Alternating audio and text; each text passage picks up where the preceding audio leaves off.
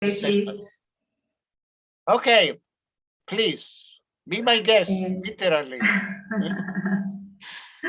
Thank you. Thank you very much for the presence of all of you here, late night in many places, after long discussions about peace. And here we have the roundtable about South America. And I, Ana, Carolina, and Pedro, he just got it. We are very happy to be here with you. It's a pleasure to welcome to the roundtable the role of South America in the studies of the Global South, analysis, management, and resolution of conflicts from a transnational perspective. I'm Camila Grejo, professor of the American History now at the Federal University of Espírito Santo in Vitória, Brazil.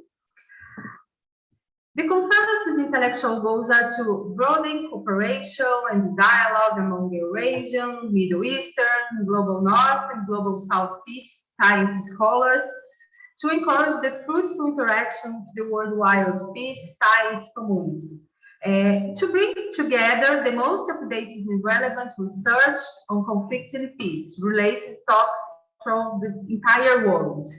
We'll have here research that are related to history and international relations, and are concerned with the Global South region, focused on countries such as Brazil, Argentina, Paraguay, Uruguay, and Chile, in addition to their relations with Europe and some cases in US. The presentations will take around 50 minutes to allow time for discussions. I also want to inform you that, unfortunately, for personal reasons, Professors Daniel, Fernando, and Eduardo will not be with us today. And now I would like to ask the researchers who will make up the table to briefly introduce themselves to you. Pedro, please. Hi. Good night. For those who are in Brazil, it's still good afternoon. Yeah. Okay, I am Professor Pedro Gustavo from University of Vale do Ribeira and Euclides da Cunha University of São José do Rio Pardo, and I am master and doctorate in history. Okay, let's talk about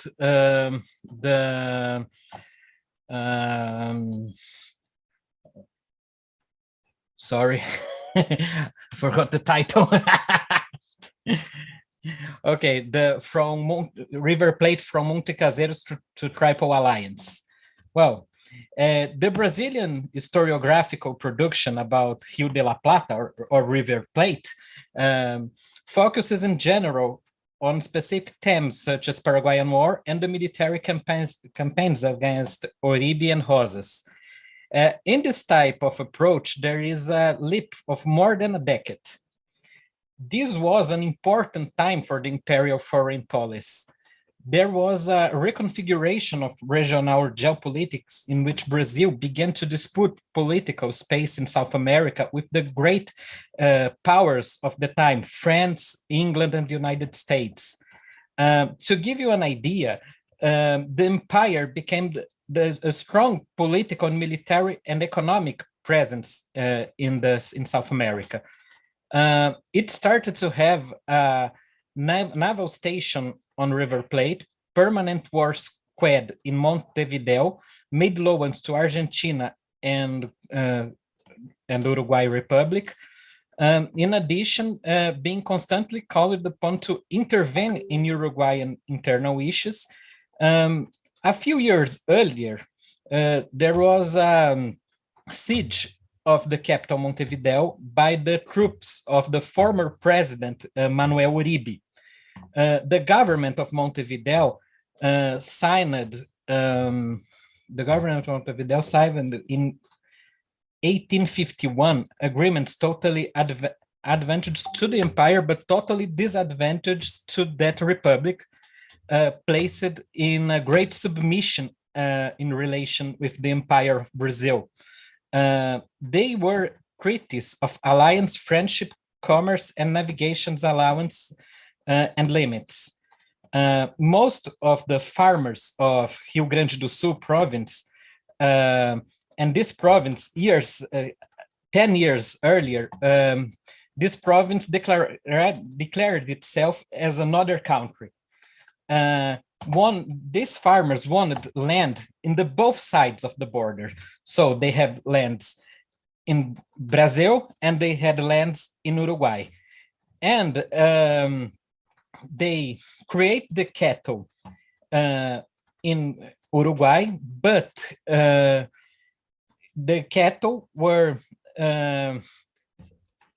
the cattle became meat in Rio Grande do Sul, and from Rio Grande do Sul it was sold to the other province of the empire. So this commerce didn't generate any wealth for the government of the republic, just for the farmers.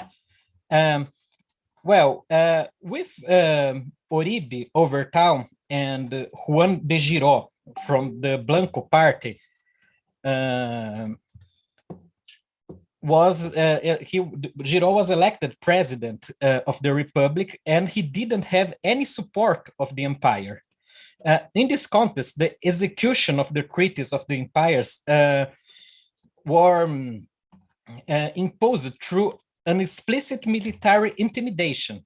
And according to the treaties, the empire could intervene militarily to preserve internal peace and constitutional habits as long as it was requested by the government. Therefore, as there was a constant dispute of power in the republic, depending on circumstances, the empire recognized one side or another as the real government of the republic. So in 1854, there was a revolt of the Colorado's party against Giró. Then the president requested the imperial support, and he didn't get it. Empire didn't help it. So the president refugied on a French warship, and empire started to recognize a military commandant from the Colorado's party, Venâncio Flores, as the real president of Uruguay. So Flores requested the military support, and the Empire of Brazil helped Venâncio Flores with its troops. That is the empire who was, because the Colorado's party was the most allied of empire interests in Uruguay. Imperial diplomacy was constantly invited by Uruguayan plenipotentiaries in order to review the treaties. Consultations of the Foreign Affairs section of the Empire Council of State show how cabinets constantly had to deal with the issue. Here, it's worth to highlight the role played by Paulino José Soares de Souza, the Visconde do Uruguay, former Minister of Foreign Affairs, who was in charge of approving the treaties that I said. He was constantly designed as referendary River Plate in issues relating to River Plate. The accession were provoked by a ministerial notice that indicated the referendary. In other words, despite of opposing many of the cabinets that succeeded, his successors demanded his opinion to input in political decision-making process. In 1857, the government appointed the Visconde do Uruguay to discuss with Andrés Lamas, the Uruguayan representative, the reforms of the treaties. He concluded that the treaty and it was not ratified by the legislative power of the Republic. Here we see a change of situation. In correspondence to the Minister of Foreign Affairs, the Viscount of Maranguape stated that the delay in sending the records of the discussion, this delay resulted mainly from the need to suppress some parts of the discussion that had taken place and dispose of them in the proper way of those by which it had taken place. This becomes even more relevant when we consult the records that are published in 1858. The first three conferences, the Uruguayan and Andrés Lamas, were extensive and had a lot of disagreements with Visconde do Uruguay. At the fourth conference, however, the Visconde do Uruguay speech that appears in the records say the following. If the present negotiation does not take effect, the imperial government will use all means within its power to enforce its right. However, several parts of the discussion were excluded from the records. The Visconde do Uruguay wrote to the minister, the fact that in the material published after these facts, the disagreements became smaller and smaller, and the plenipotentiary of the Republic gave up the incisive tone of his complaints. 2 years later, the Visconde do Uruguay was again appointed plenipotentiary to negotiate with Argentina Confederation and the Uruguayan Republic. The object was a definitive treaty of peace. Since the Cisplatina War that created the República of Uruguay, there was between the Empire and Argentina just the preliminary peace convention of 1828. This negotiation also did not have its treaty ratified by the republics. When in 1855 he was sent to France for a diplomatic mission, he wrote to the minister José Maria da Silva Paranhos, future Visconde of Rio Branco, that I believe that the key of our policy in River Plate is in the Republic of Uruguay. As long as we dominate there, I fear nothing. Now, let's talk about Paraguay. We talk a lot about the Republic of Uruguay. Let's talk a little about Paraguay. Paraguay,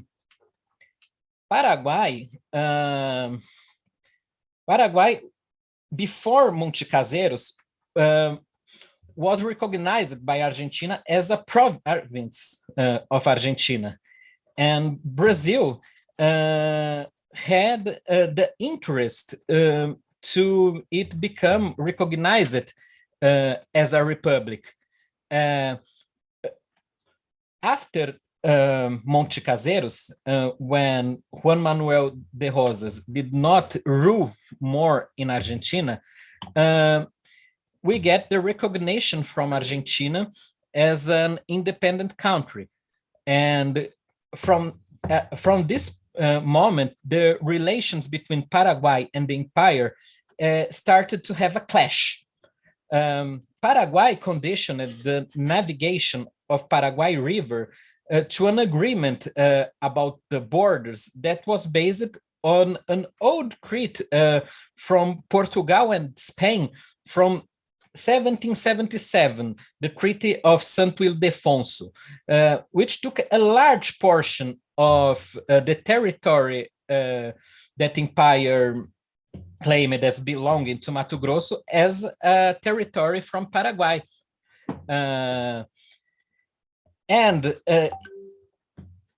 Brazil did not recognize the rights that Paraguay claimed. So the diplomacy of empire that resided in Asunción was expelled from there, the president Carlos Lopes. The following year, in 1855, the empire, in order to obtain satisfaction from the Republic and regulate and have a solution for all the issues, they sent to Paraguay a mission headed by Pedro Ferreira de Oliveira with a war squad. And at the time, the President Carlos Lopes, he proclaimed the Paraguayans to resist of the empire aggression. These conflicts in South America at the time, it was not unnoticed by France and England.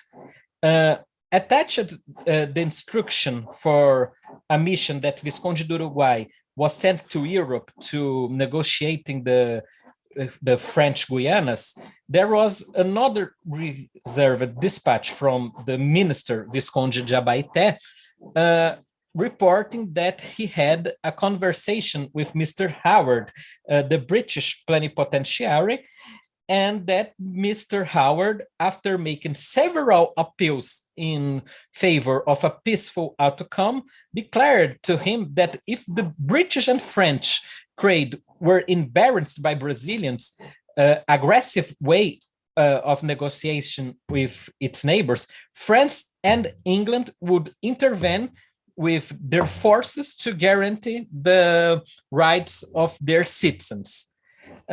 Paraguay apologized for the expulsion of the diplomat with 20 cannon shots for the imperial flag, and was appointed a Paraguayan plenipotentiary to negotiate the river navigation, and negotiation on limits was put off. So, in 1855, an agreement was reached with Paraguay about the river navigation in Rio de Janeiro. But Paraguay, on another side, established prohibitive regulations for the passage of Brazilian ships through Paraguay that practically led to the two countries to the war in 1856. Well, time is short, but it is impossible to talk about this regulation, which can be consulted in the Ministerial Foreign Affairs report of 1856. Well, there was three points that the ships had to stop when going up the river. There was the obligation to have a Paraguayan pilot and lots of fees and documents that had to be showed to the Paraguayan authorities. And when a ship was going back from Mato Grosso, when it to enter Paraguayan territory, it had to have a seal from the consulate authority of Paraguay in Mato Grosso. But Paraguay never had this, at this time, never had this authority. So with these regulations, in practical, there was no imperial navigation in Rio Paraguay. So this made that strong diplomatic protests from Brazil. During this period, 2 diplomatic missions were sent with the aim of peacefully resolving the issue of regulation, one under the responsibility of José Maria do Amaral and another by José Maria da Silva Paranhos. Amaral was a diplomat of empire in the city of Paraná. It was at the time the capital of Argentina's confederation, because Argentina and Confederation and Buenos Aires was separated at the time. Well, he left for Assunção, taking in his instruction 5 points. The first point is to consider the regulation an offense to the empire.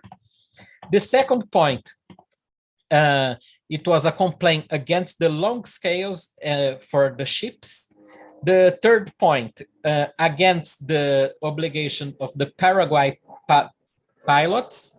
the fourth point against the taxes, and the fifth point, it was against the exclusive sovereignty that Paraguay invoked through some parts of the river that was reivindicated from Brazil. However, the Paraguayan government remained instant regarding Brazilian complaints. So the negotiation didn't have any result. So with this, the negotiations were interrupted in May of 1857, and it is worth to mention it that after the mission, Amaral sent a letter to his brother reporting an episode that took place in Mato Grosso.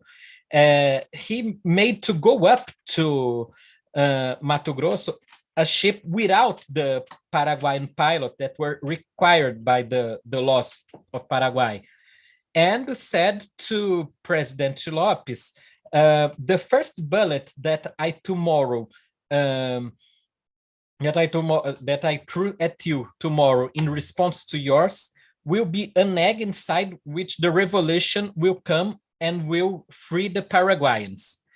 When Amaral's mission failed, the imperial government appointed another one headed by the former minister José Maria da Silva Paranhos. In the instructions, the minister, the Visconde de Maranguape, ordered that the fluvial regulations of other countries be observed so that they could serve as an example that Paranhos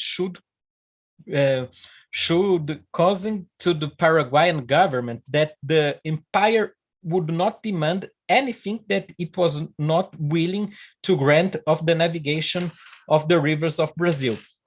So, according to Visconde de Maranguape reports, Paraguay asked the imperial government about the movement of troops it was doing, which, according to the minister, it was just an answer to the preparations for the war that Paraguay was making for years. Well, according to Maranguape, this mission was the last peaceful attempt of imperial government before restoring to coercive means.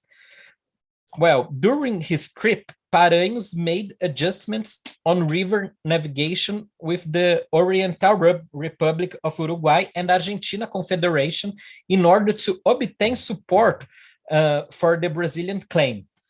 Francisco Solano Lopes, the son of the President Lopes, was appointed as plenipotentiary to deal with Brazilian diplomat. The mission was successful, no break in the war at the time, and the empire got the reform of the regulations. The obligation of pilots was revoked. There were now 2 stops instead of 3. There was abolished the list of documents and required no more taxes when the ships had to stop. So at that time, the war didn't start between the 2 countries. So it is not too much to say that the interwar period, the empire made large investments in military improvements. A brief look to the collection of empire law shows several laws. And at that year, the Ministry of the Army had its budget improved in 4 times to make investments to the war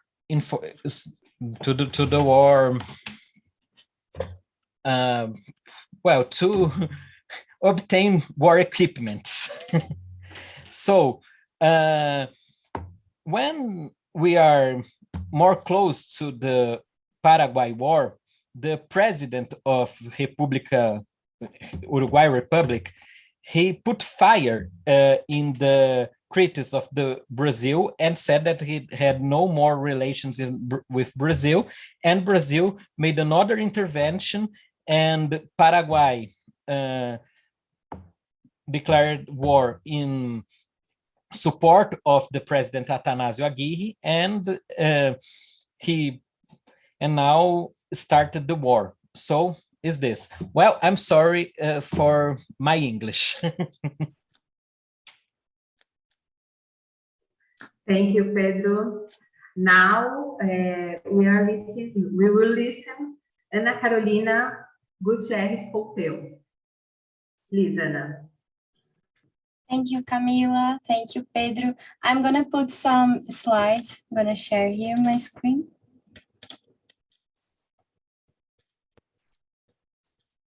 Are you seeing? Camila, it's okay? Yes. It's okay. Thank you. Thank you. So the title of my presentation is Internal Frontier with Indigenous People in Argentinian Pampas, Transnational Perspective. I'm Ana Carolina. I did my PhD in history in the University of Brasilia and also in the University of Texas in the United States. And now I'm in the postdoctoral research here at São Paulo in the University of São Paulo. This is a little piece of my postdoctorate research. I'm going to present in a very short way, but I'm going to start a little of theory because my theme is about internal frontier expansion in the Argentinian land that called Pampa. I'm going to show a map in the next slide. But I use as a theoretical perspective this Margarita Serge is a Colombian research perspective that she connects this internal frontier idea with the frontiers of capitalism. I'm going to read, which is a set of material and discursive practice of representation and intervention, which means that the state, the Argentinian state, is going to do a lot of discursive practice and war interventions and practical interventions in some territory to make this a part of this frontier of capitalism. In this intention of the state is to put a land that is not in a commercial market or international circuit in this kind of circuit. So they're going to put this indigenous land in an international circuit and at summary. So the frontiers of capitalism produce forms of speciality that makes possible the articulation of territories and populations with the international circuits of capitalism. So it's a land that have not this idea, is an indigenous people land, and they go into do lots of forms of violence and intervention to make this land also from the Argentinian state. So this is the map of the Argentina in the mid-19th centuries. This area in the red arrow, you can see, is the only part of the Argentinian map that was actually from the Argentinian state. All the rest, it was indigenous people's area. Even the south, like the Pampas and the Patagonia land, and also here above close to Paraguay, in what is written Chaco. So all this land was from indigenous people. The intention of the Argentinian state by these years, it was to conquest this territory, which means to make a war with the indigenous that resist from leave his territory, and to put all this land within Argentinian territory. So this line that have dots is what I'm calling the internal frontier.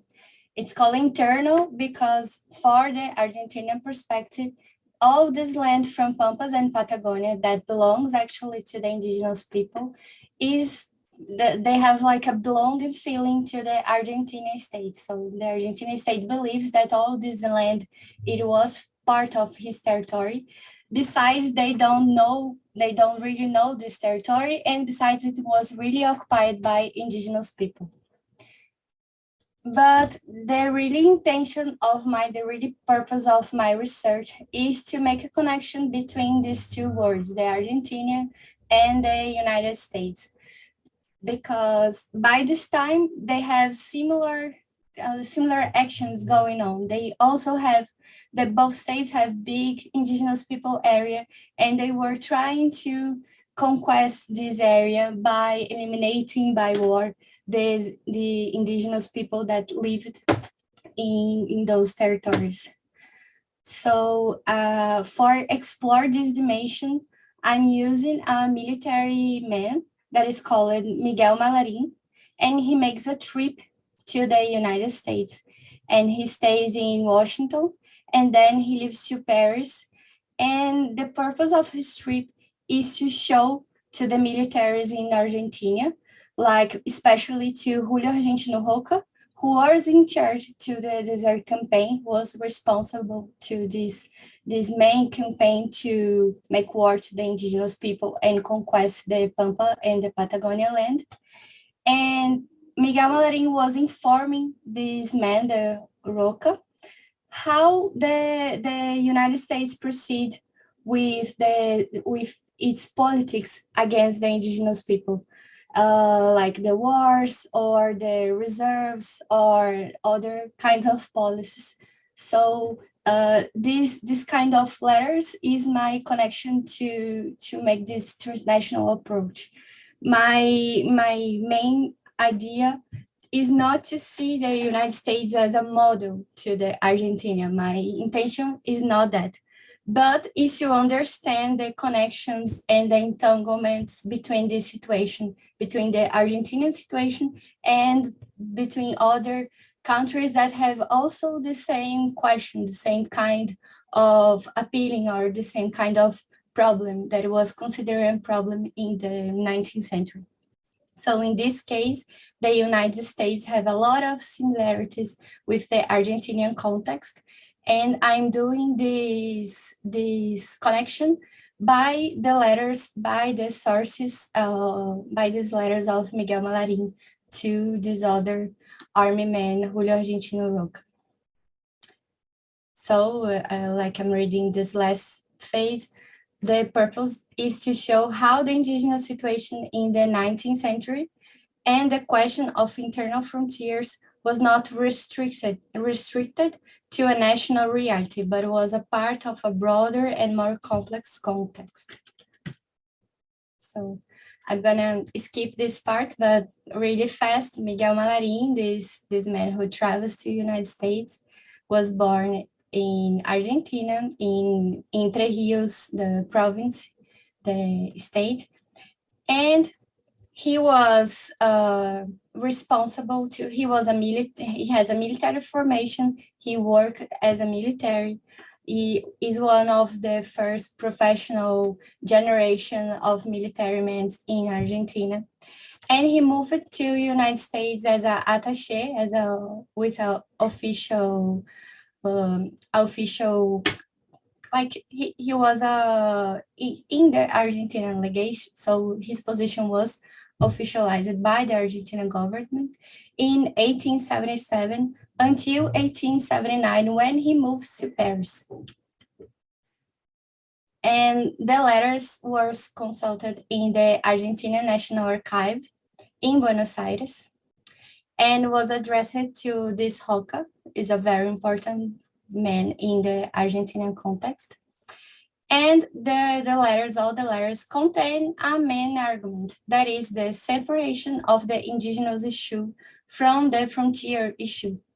In Argentina by this time, these two things, the indigenous issue, the indigenous occupation of the territory of Pampa and Patagonia, and also the frontier issue, the necessity from the Argentine state to advance this frontier line to make Pampa and Patagonia also part of his territory. It was seen as two separate, as one single problem. Like they believe when they finish their main war campaign against the indigenous, all the problems gonna be solved. Or at least this was the idea that was sold by this time for make the the main officer by this campaign, the Julio Argentino Roca, a really important figure by this time. But Maladin starts with an idea that by his observations in the United States, that the indigenous issue was a different thing from the frontier issue. And he claims that the Argentina needs to do more about the indigenous issue than only make a war against them. The situation here is not because Maladin likes the indigenous people and doesn't want the Argentina army to go in a war against that. It's not that. They really don't like indigenous people by this time, and they really don't believe that it was possible to live with two different kinds of cultures, that Argentina will be the European culture and also the indigenous people culture. They don't believe that by the end of 19th century. But the Maladin believes that make only a war against indigenous people will be very expensive. So it will not be possible to defeat all the indigenous people that live in Pampa and Patagonia. So he believes that it was necessary to do other things. For example, to put some of these indigenous people group into cities, to make some of them work into farms, or to make some of them be educated by the Argentinian laws in Argentinian school, or whatever, do other things. And by his observations to the United States context, it leads him to this idea to make other things than only the war. So a question that was made by this time, it is possible to civilize the indigenous? This question appears in many sources that I've been studying. In these letters, it appears like a doubt. Maladin had this doubt, Roca had this doubt. I also consult some United States sources from the military that was involved in some actions against the indigenous people from there. And these questions also repeats a lot. So they don't know by the end of 19th century, it was possible to transform the indigenous people into a citizen, or it was not possible, and then the only solution will be to genocide, will be the war against them, and to take in the purpose to take his territory and to conquest their lands. So Maladin options, one of these options was the method of distribution that consists to take some indigenous groups and to lead to areas that was considered civilized, for they learned with other populations how to be civilized. So they're gonna learn by the example, and not only like in schools or by education or education policies or in other ways, but they're gonna learn by the example. This was actually did in Argentina, is a marginal option, was not the favorite option from Roca by this time. We can say that the favorite option of Roca was the war, was the extermination, but this option was also accepted and was did by the president in this time, that was Nicolás Avellaneda. And also in the United States, the military option was confronted with the civilization through education. So they have internal schools, like border schools for indigenous children in order to civilize the children, in order to try to civilize these indigenous people. Once it will not be possible to live with them because this idea was not concept was not thinking in the end of 19th century. For example, I'm going to read just a small piece of one of the letters from 1879. Also, 1879 was the year that they finished the desert campaign, they call desert campaign, in the Argentina, in the Pampas, and start to conquest the Pampa and the Patagonia. So, in the words of Maladin, These questions of Indians in America, and it means United States, is not especially a question of the frontier, of the desert to be conquered. It is also, and above all, a battle from race to race, a fight between a conquered people and a same savage people. That is why Americans have never been the illusion of believing that by conquering the land and subduing its inhabitants, the great problem was solved. Far from that, they have always believed that the main question consisted in eliminating, by one means or another, the Indian element. So we can see that he was not a big fan of the indigenous people. He was just trying to show another options. There are only not the war, only not the extermination, but is also a race problem.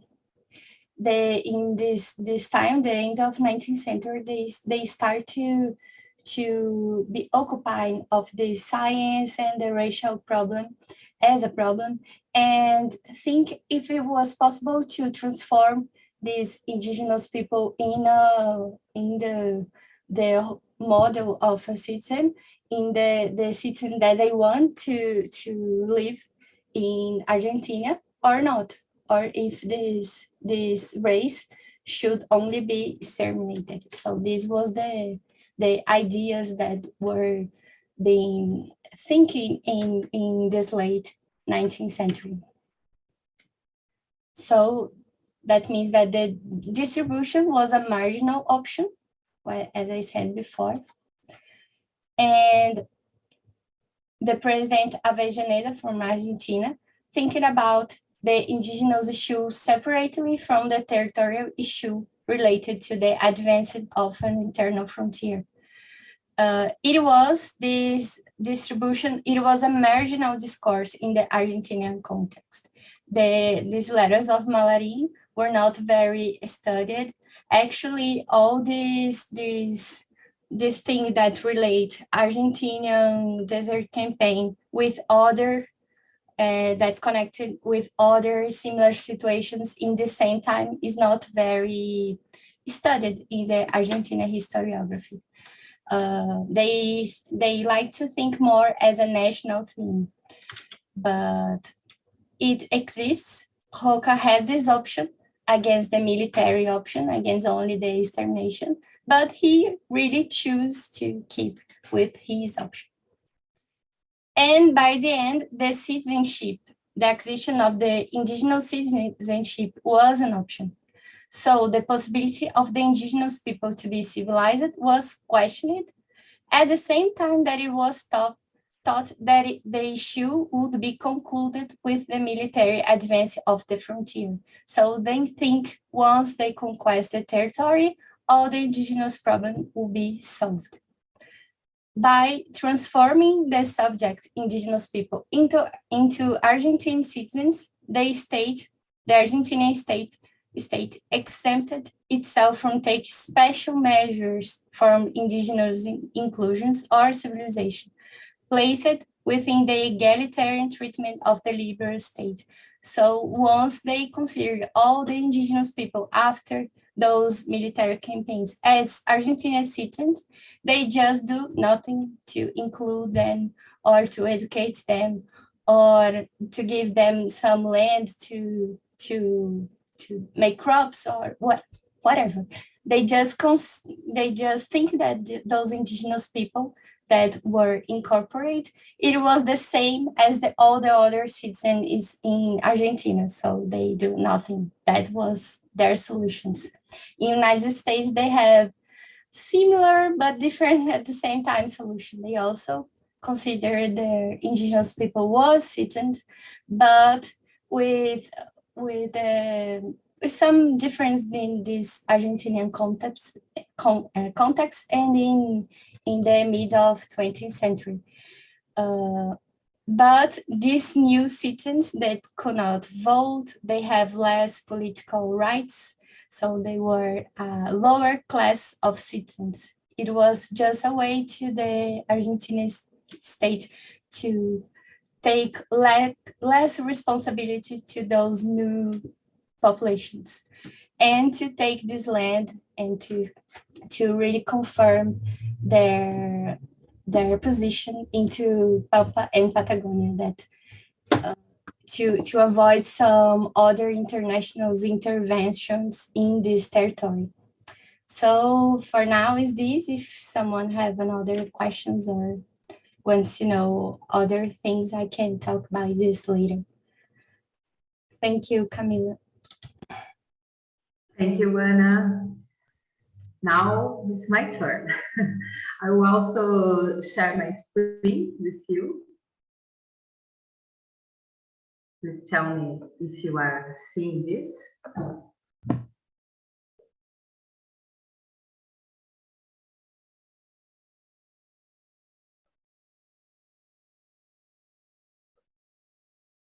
Can you see? Yeah. So, like I said, I'm Camila, and my presentation has a lot of dialogue with Ana's speech, because I had my master's degree and my PhD at Unesp, Universidade Estadual Paulista, and my postdoctorate at USP, Universidade de São Paulo.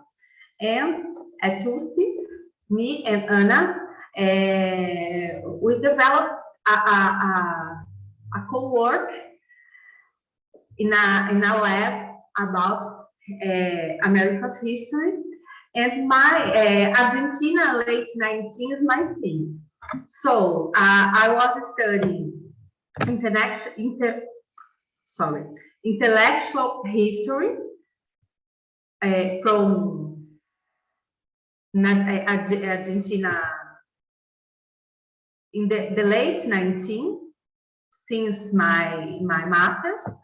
And now I present to you something that I developed during my postdoctorate, is a little piece of that,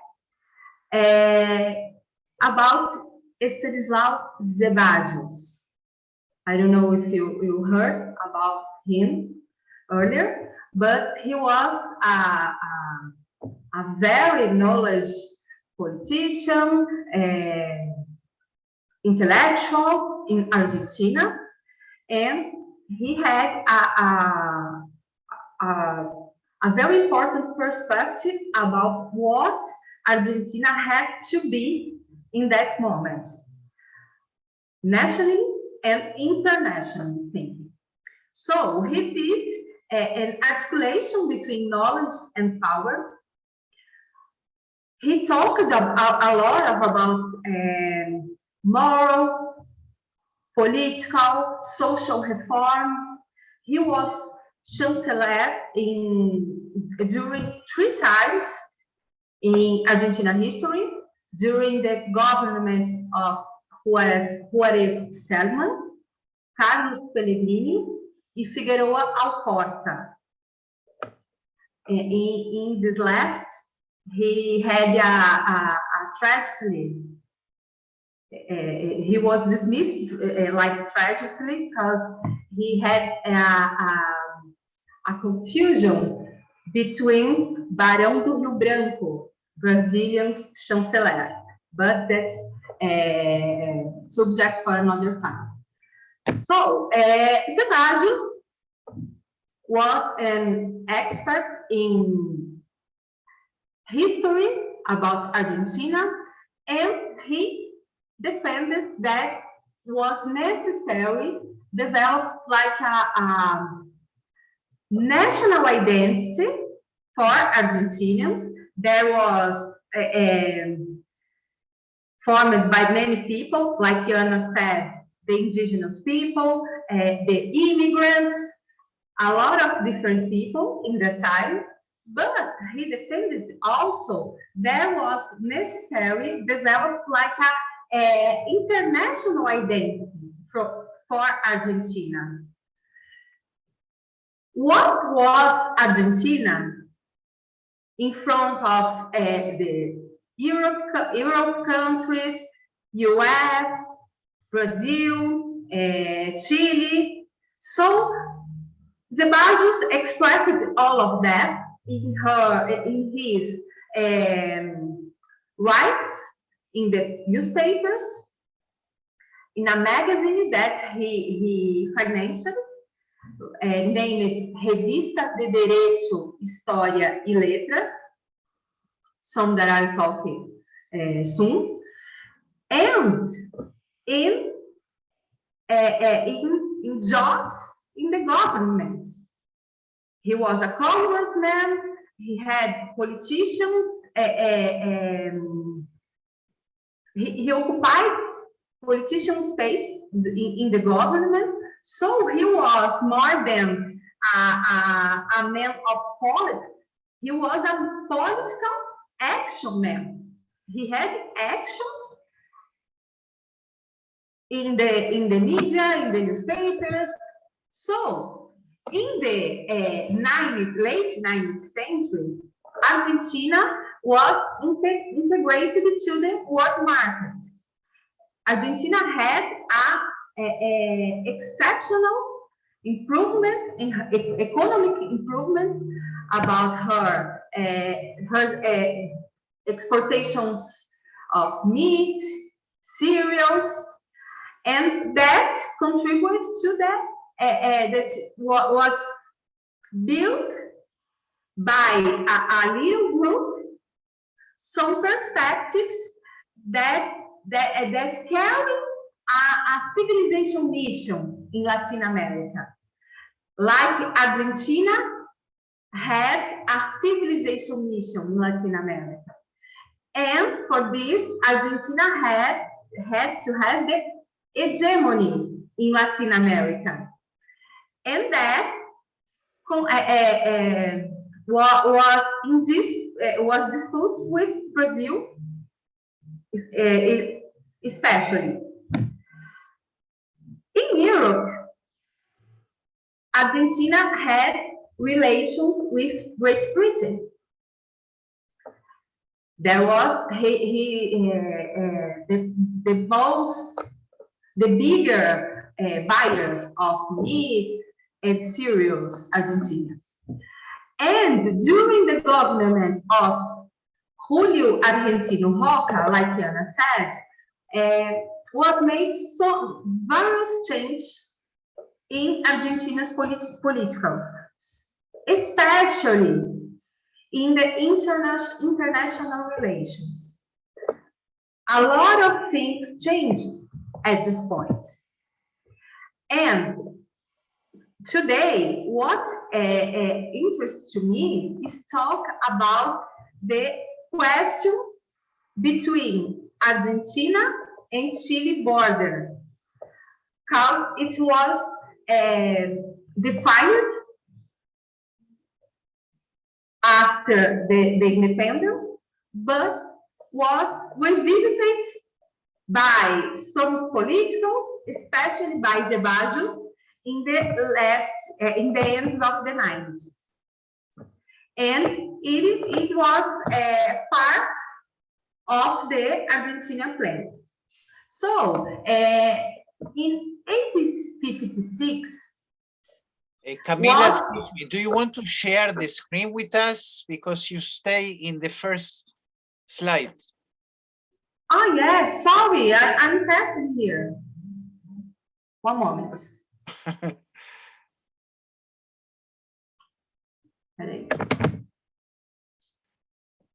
You are telling us the story about Ceballos, but we are stuck with the first. Okay. I'm finishing almost, and you didn't see? No, we just saw the title. Okay.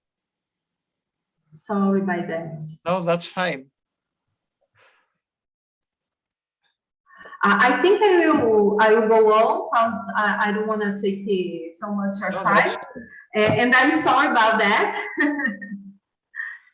but thank you for telling me, Ari. So what I'm saying was that in 1856, Argentina and Chile stipulate reciprocidades.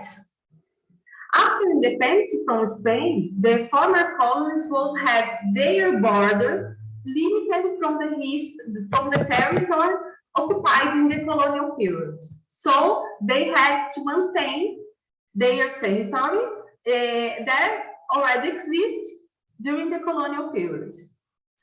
After that, they improved the terra nullius, seeking to create colonies and lands not occupied by another country. So, in some spaces that was Chilean, but Chile didn't occupy, Argentina established colonies, and vice versa. But in 1881, was made a treaty. Was demarcated the borders from north to south by the highest sum of the ends from the division of the waters. That was mean like, or better, there was knowledge like devotion aquarium. In this way, the Strait of Magellan was considered a neutral territory, and Terra del Fuego passed into Chilean domination in its western part, and Argentina in its eastern part. Chile saw great importance in the Strait of Magellan, Terra del Fuego, because they sought to maintain these smaller territories in their domain, considering that most of these regions trades oriented towards Europe. So, the Bajos, in that moment, remarks a formal opposition to the diplomacy practiced by Roca administration. Roca administration started in 1880, and the Treaty of 1881 discussed something that was considered resolved, and Ceballos was against this. He discussed the treaty in his publications. So, in Revista de Direito, História e Letras, in the newspaper La Prensa, Ceballos expressed his opinion against Roca and his foreign politician. Chile had a representative man named Barros Aranha. And Barros Aranha discussed a lot of about borders with the Bajos. The boundary between countries was fixed as the Continental Divorcian Aquarium. The acceptance of the Chile version means for Argentina the loss of parts of the territory of Eastern Patagonia. So, the recent discussion that resurged in 1881 represented to Argentina less territory, and the Bajos was against that, like I said. But when the Bajos was chancellor again in 1890s, he adopted a government posture against Chile, against the remarkable of the frontiers. So, he used the Revista de Direito, História e Letras, the newspapers, and his position, published several excerpts from works produced by authors of other nationalities, not even Argentinians, because he wanted to prove his point that we propose to justify the position defended by the Argentina chancellery. He wanted to prove that he wasn't alone in that option. And this contributed to turn the international tensions, because in the view of Zeballos, Argentina had war superiority. Threats coming not only from the government, but also the Chilean press did not follow a war plan, but a diplomatic one, based on intimidation to achieve their main objective, unlimited arbitration. To Zeballos, in his view, Chile didn't talk openly about a war. Chile had a diplomatic view to get unlimited arbitration.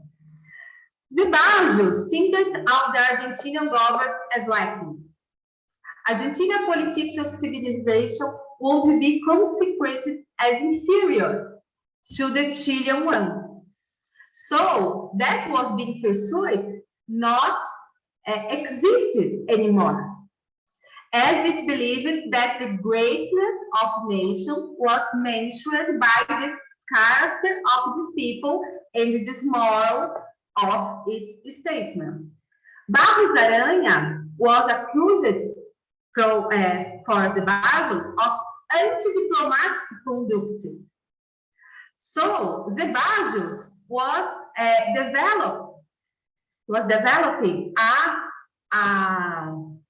very tense relations with Chile in that moment.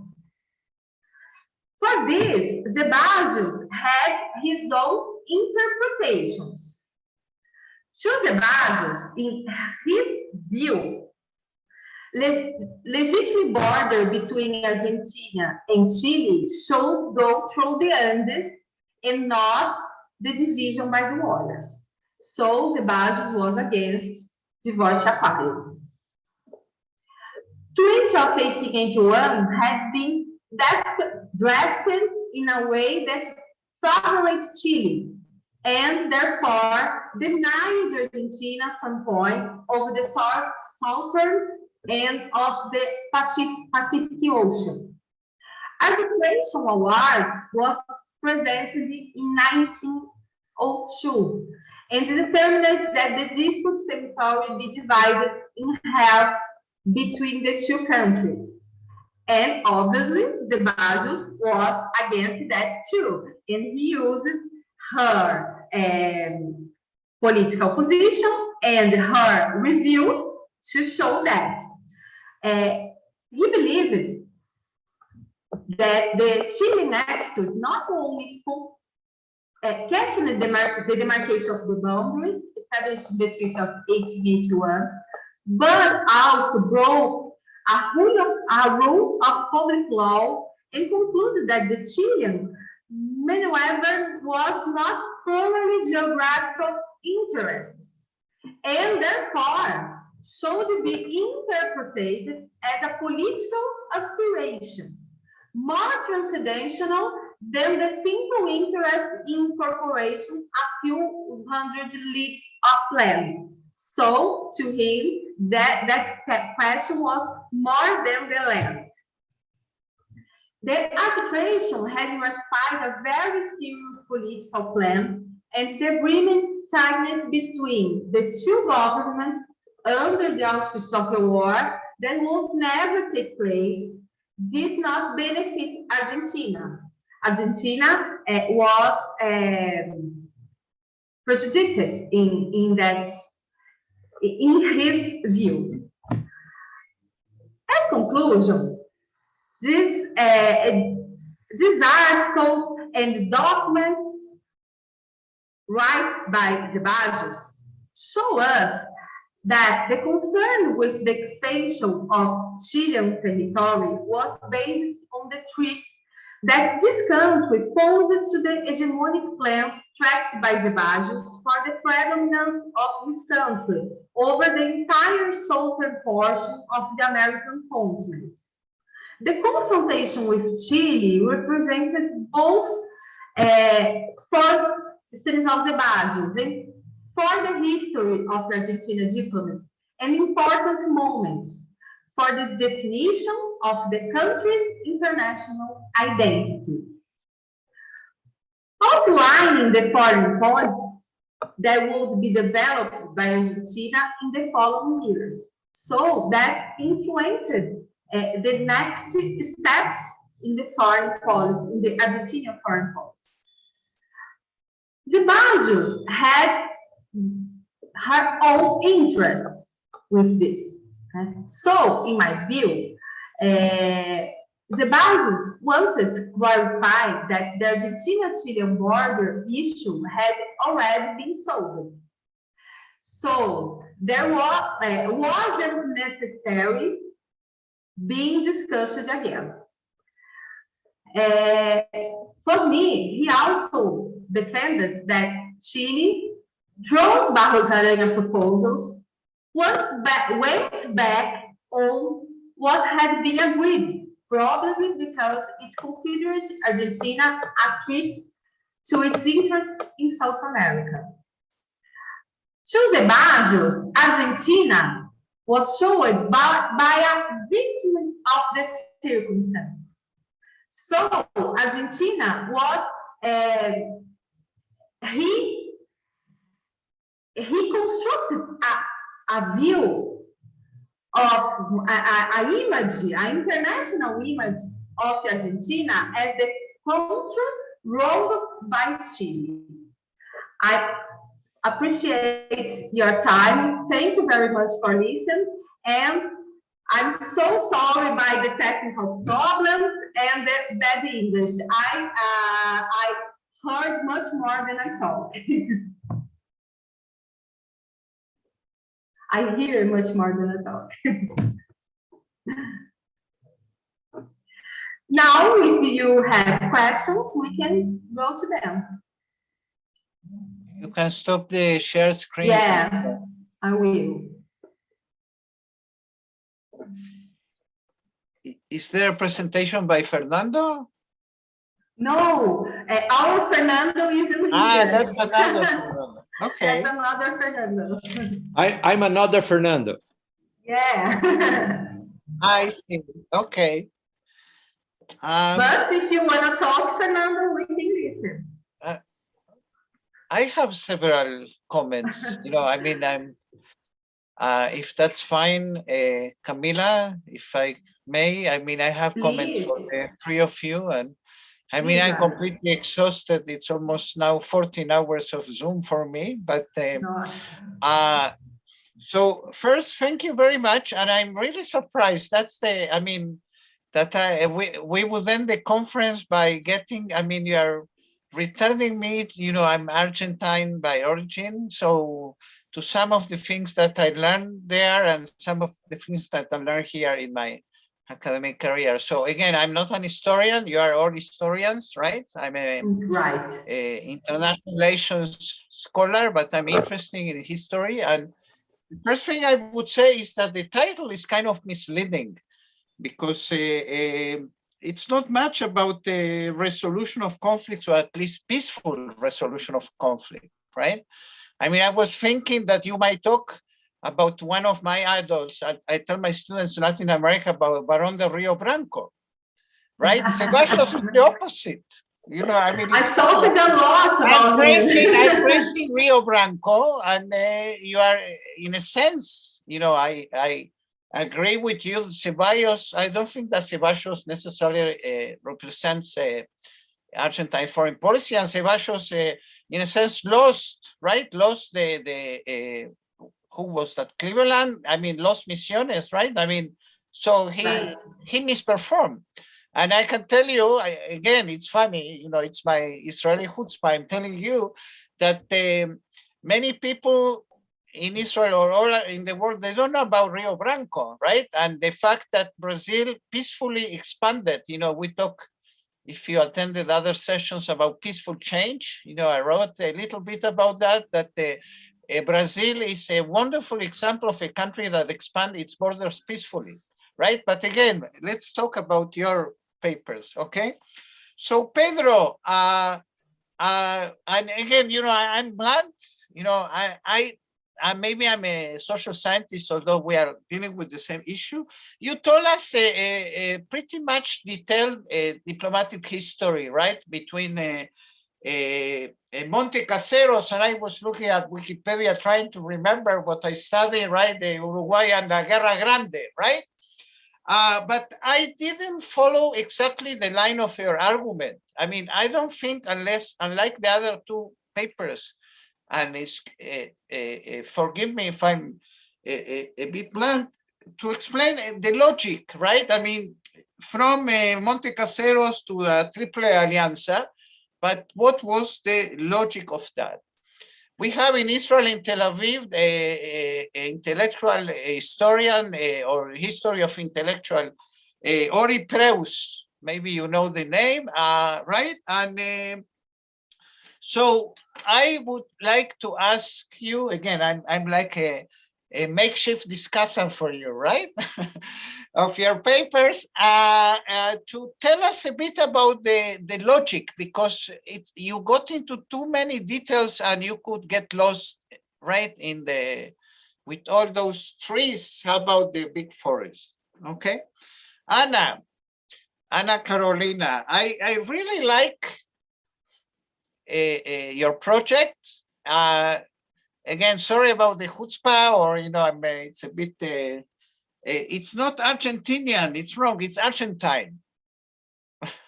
Okay, you should know that. Now, this comparison, it's not just a comparison, because you have here a transnational element indeed, right? I mean, I never hear about this Miguel Maladin, but it seems that he, as you told us the story, right, learning from the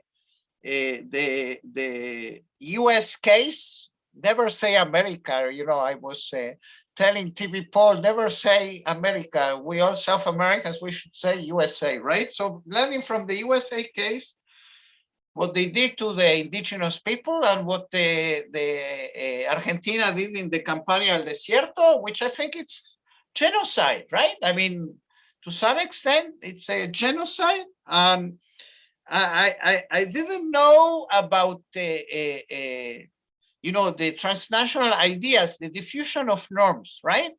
In a negative sense. So it's really, really interesting. So when I was listening to you, I was playing with the idea that USA, they have the manifest destiny. And I was trying to find, again, I'm saying I'm original Argentine, but I can be I'm critical of everybody, right? That's what we intellectuals have to do.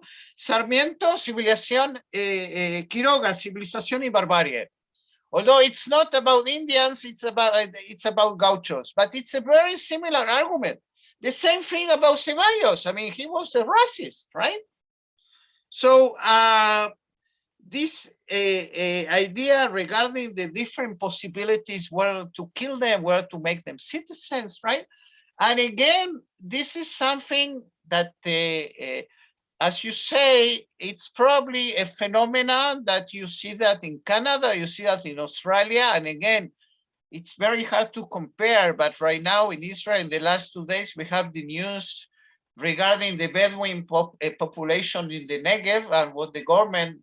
We have now a very strange government in Israel. Netanyahu is out, thank God. Well, I know we are going on record, but who cares, right? So it's that you have even a Islamic party there, but in the last two, and some people, again, you have to be careful with those comparisons because there's no genocide, whatever, but this idea of racism and, indigenous population, etc., right? So this is really, really interesting. Now, Camila, again, you tell us you focus on Ceballos, and I learned about Ceballos when I was studying the issue regarding Rio Branco, and although he was an intellectual, I would say he was the bad intellectual.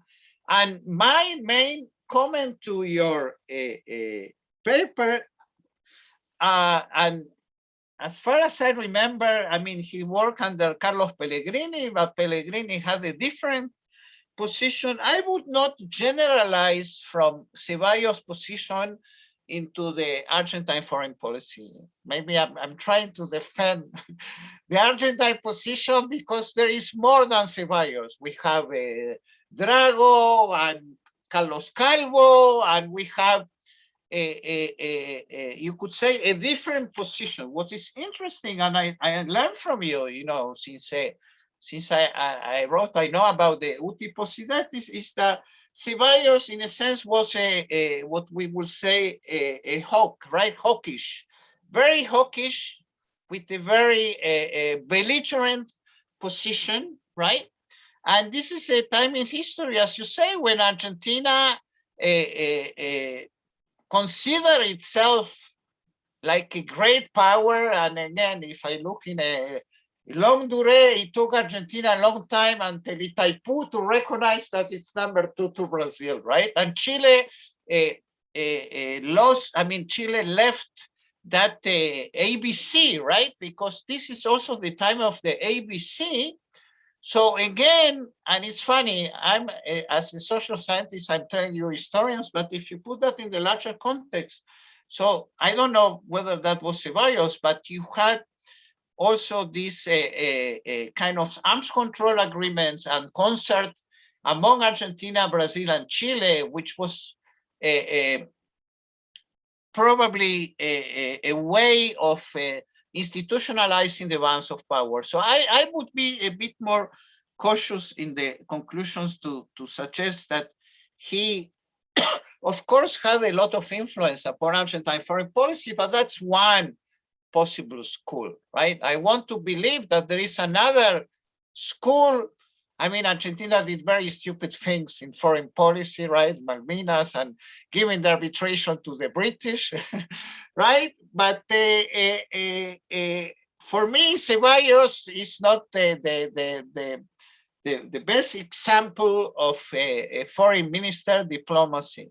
For that, I come back to my first point. I admire your Barón de Río Branco, not the Argentine Ceballos. Okay, so those are my comments. Thank you. Thank you. So, Pedro, you can start. We cannot hear you, Pedro. You're muted, Pedro. Okay, can you hear? Yes. Okay, so, well, about your question, there is two things that we can look. The first is that years before Monte Caseros, we had interventions from England and France in the River Plate. And Brazil started a dispute with regional supremacy in South America against the great powers of the time. And to give you an example, when there was discussing about another part of Brazilian borders, the Amazon, the United States wanted a lot the navigation of Amazon River. And in a discussion about it, the Visconde de Uruguay, he defended that empire had to make agreements directly with the republics, but never agreements with the great powers, because who had force had the competence to interpret the letter of the agreements as its own interests. And about it, the Visconde de Uruguay said at the time, if the Riverside Republics is alone with us, with them, we can. On the other hand, Brazil made war in River Plate about the issue of navigation. The same navigation that Brazil denied in the north borders in the Amazon River. There is apparently a contradiction, but not a real contradiction, because we have to look this with the eyes of the politics.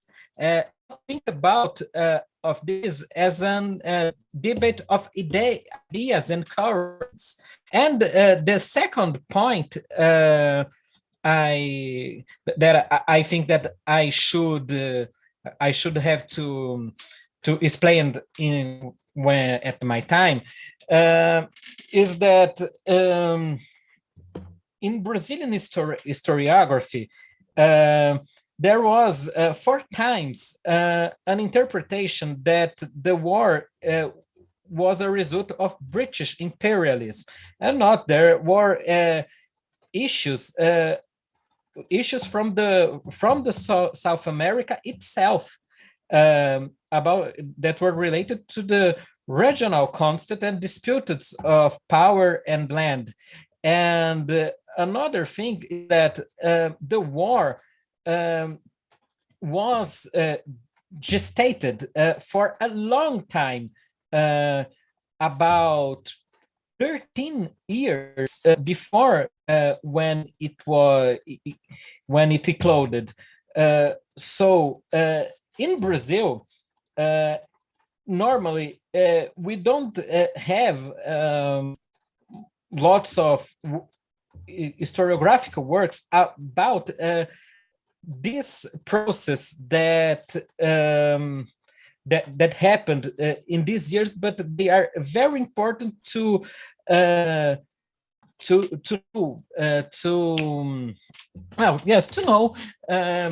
how the war was gested. Well, it is. I sorry for my poor English.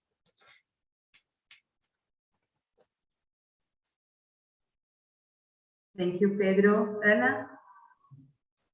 Thank you so much for your observations and corrections. I want to say first that I mentioned Americans, maybe I mentioned for being nervous, but of course, it's a very good point. We don't have to say Americans because we are all Americans. But I was reading the letter from Maladin. So in his letter, he actually used this word Americans to refer to the US policy and to refer to them. So it is an excuse. Yes, I agree. The genocide, you make very good point. It's not a issue that is totally accepted in historiography, but I truly believe that it was a genocide project by the Argentinian state, and also Chile made the same thing in the Araucania, sorry, by more or less the same time. And of course, Sarmiento have a very important role in this situation. Sarmiento, Aubert, Hernandez, and all this generation of 1837.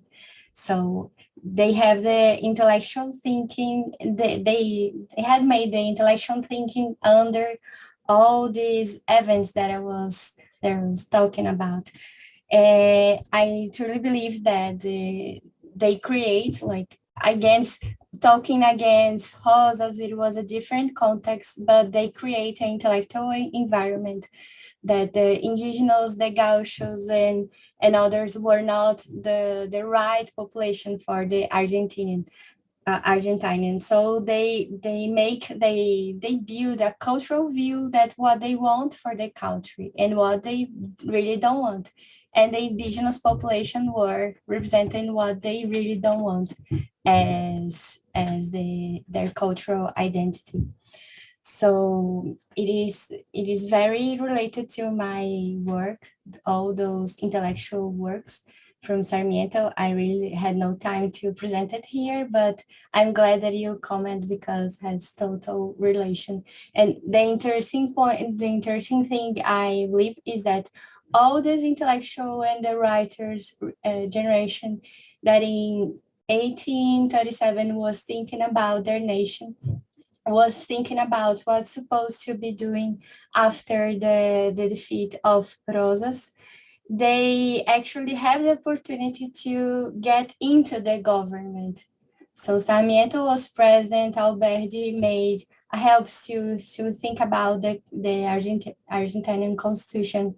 So they actually have the opportunity to lead some situations and to be in the power. So it is very interesting because their thoughts were not only thoughts, but they lead to actions. And these are campaigns, one example of these actions that came from an intellectual point of view that starts to think about racism and about how to deal with some population that were not wanted for the desired country that they would like to create. So thank you very much for listening and for those points and this remember of Sarmiento. I also appreciate by the comments. And actually, I studied Zebajos and Rio Branco.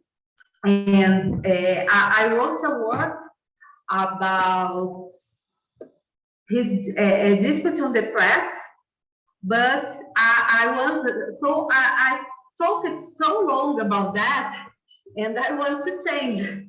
So for today, I choose talk about Chile. Really, Zebajos wasn't. He didn't have the majority in kinds of improvement. He was considered belligerent. He defended the war. He had the aspiration about conquest the territories from Brazil, and so this dispute existed a long time between the relations into Argentina and Brazil, and also in 1906, Zebajos lost his position on government. He was a chancellor because he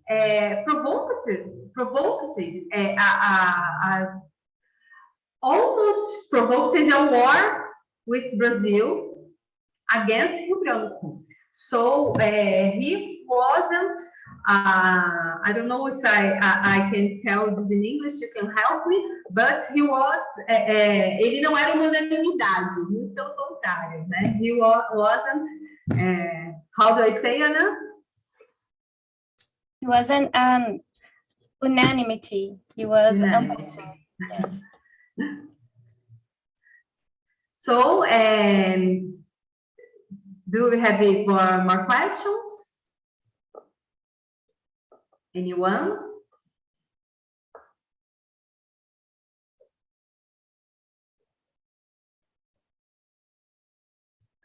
I think that everybody is tired.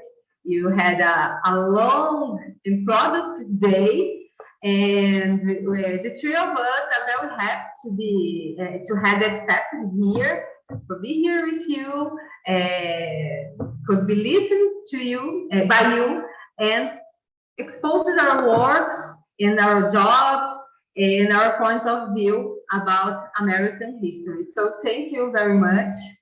And thank you. And it's really an anecdote. I want to tell my friends that, you know, after 12 hours, I'm getting lessons about Argentine history that I didn't study in primary and secondary school. So good luck with your intellectual adventures, okay? And stay in touch and come to visit us here in the Holy Land. I hope to be in Foz do Iguaçu in mid-June.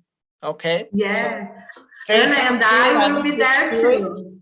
So I'm officially closing the conference and time to. Okay. All the best. Okay. Thank you. Daniel, take care. Okay. So Rita, do you have any question? No. Rita, no. Okay. All the best, Raquel. And those who left their images and names. And okay, so goodbye. Ciao, Bye. hasta la Thank you very vista. Okay, thank you all. Muito obrigado. Obrigada. Tchau, tchau. Obrigado. You should thank Resat. Resat started, he approached me more than a year ago, organizing a conference. So here we go. Oh. Thank you, Resat. Are you there? Thank you. Yeah, thank you for agreeing and hosting and doing everything. Huh? Okay, it worked very well. Okay, so I stopped the recording. Okay. Yes. Okay, good night.